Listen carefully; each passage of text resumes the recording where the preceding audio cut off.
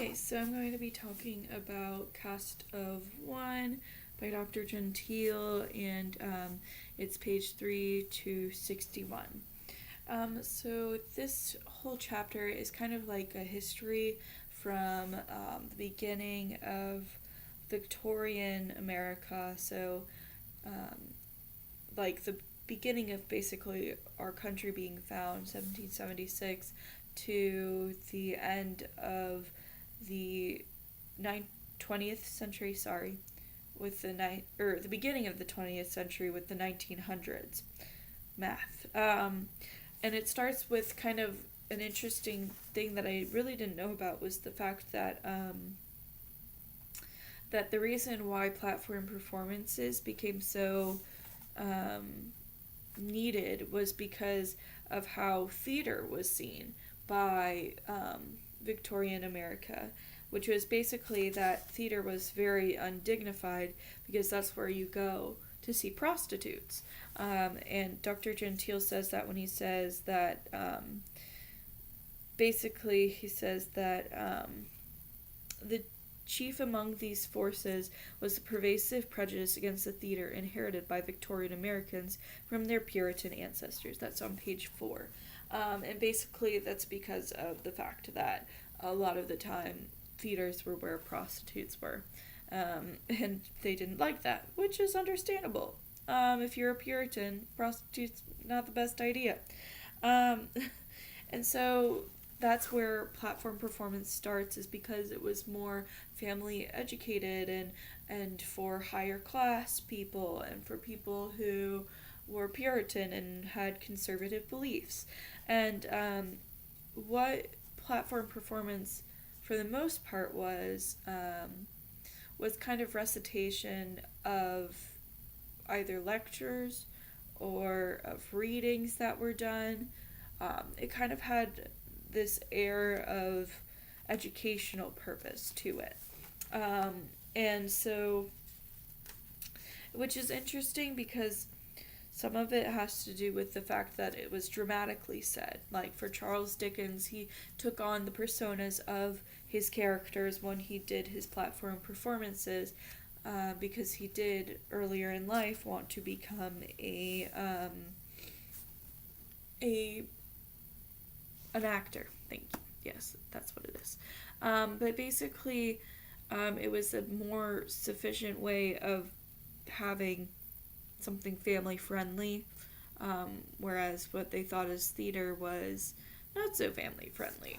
And it had a lot of basis in elocution as well, which is how there were different types of way to perform, and elocution was the way to kind of perform because of the fact that it was sorry, I'm trying to think. Okay, page 9 is where it says, when American speech was acquiring its new vitality, many American academic students of language and American literary writers were trying to keep the language pure.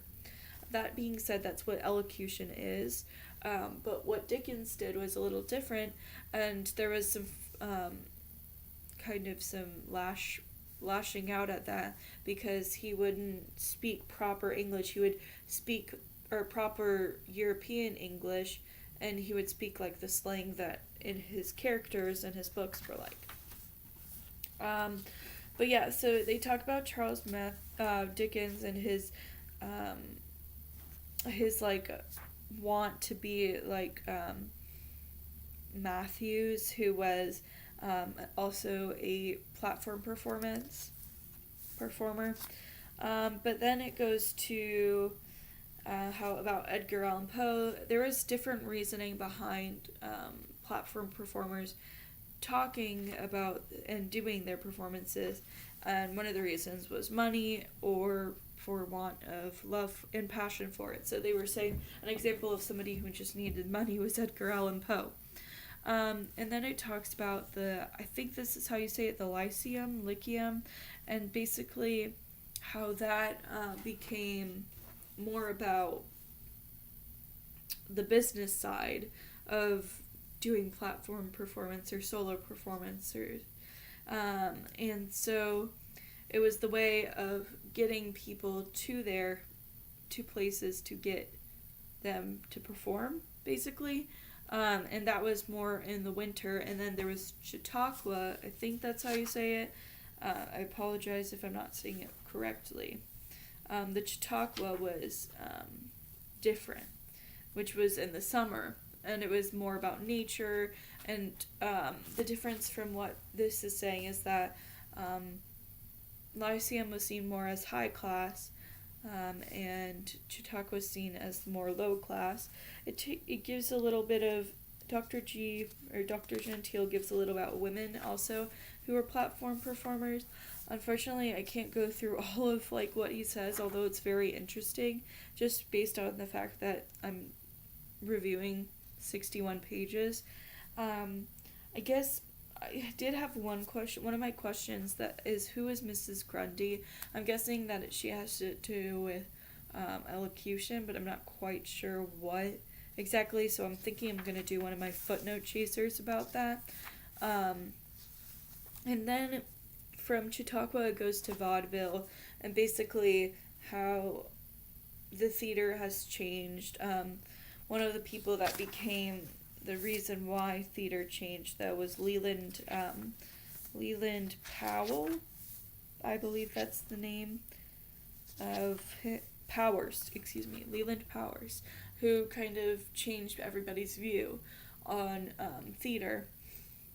But I guess one of my questions is why did people think that Chautauqua and vaudeville were different? Because from what I'm seeing, there were a lot of impersonators in both what vaudeville was, and there were also some impersonators such as Helen Potter, who was, I think that's really awesome. What she did was where she impersonated various famous people. But I guess my question would be what was the difference between the two, and when did theater really begin to change?